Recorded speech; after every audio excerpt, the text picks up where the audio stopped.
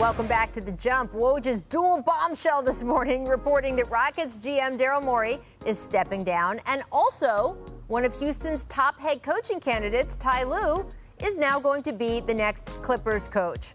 So, Amin, how does all of this impact Houston's search for a new head coach and what their future looks like?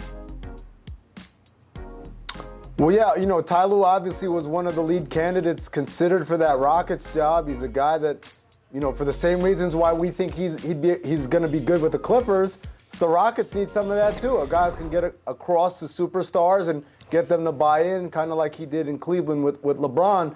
So that's a pretty big blow for them.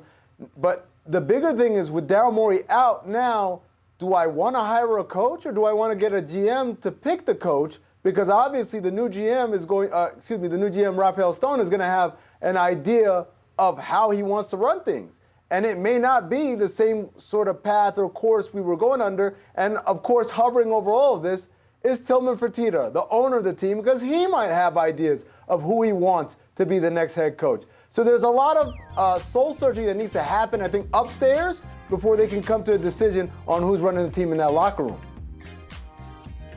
I've been hearing Jeff Van Gundy's name, and I think, obviously you don't want to jump ahead, but I think he's someone that can definitely help that team and possibly get the best out of James Harden. He's someone that is a great basketball mind. He'll hold James accountable on both ends.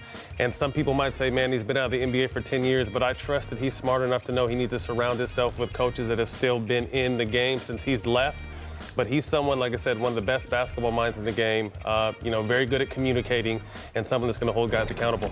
And someone who, frankly, is sort of, even though he's been out of the game for a while, has out of the coaching game, has been in the game. I mean, he's been not only a commentator with us, which matters. I mean, you're sitting in all of those meetings with all the teams. You're picking up ideas from all the coaches around the league. But he's been so active in USA Basketball in recent years and really developed guys and coached guys at really high levels. So I think that that's going to have an impact here, too, with Jeff's candidacy.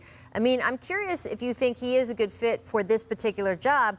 I thought that the Rockets job might not be Ty's best option, but that Ty might be the Rockets' best option only because he is so good and has a track record of being able to communicate with and stand up to superstars. And he is such a great X and O guy and able to maybe put James Harden or Russell Westbrook in good position. Where do you think Jeff Van Gundy would fit doing those types of things?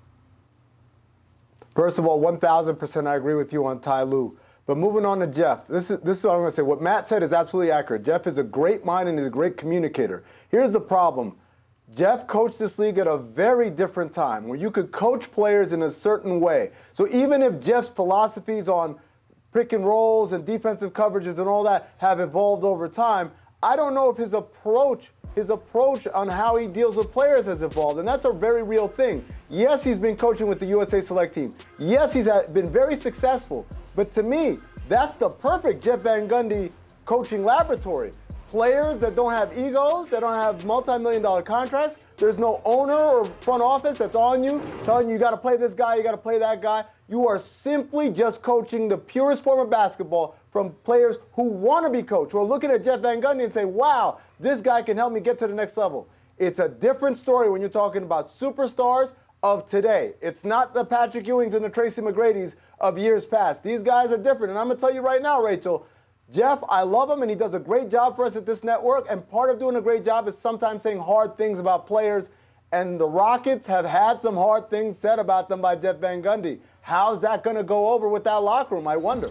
So you're saying he's too good at his job. I think that maybe that's something they need, though. They need, Mike D'Antoni, I don't know, I never played for him, but it's a pretty free-flowing philosophy, it looks like, and maybe that's what they need. They need to tighten their belt up and have everyone held accountable. That's what all the great coaches do. They hold the 13th player. I remember Phil Jackson would talk to Kobe like he would talk to the last guy on the bench. He expects everything, the same thing from everybody. So maybe that's what the Rockets need, but I do agree, obviously being out of touch for a little while, but maybe the old school method of tough love is what the Rockets need to get over the hump. It's going to be so interesting to watch how this develops. Thanks for watching ESPN on YouTube. For live streaming sports and premium content, subscribe to ESPN+.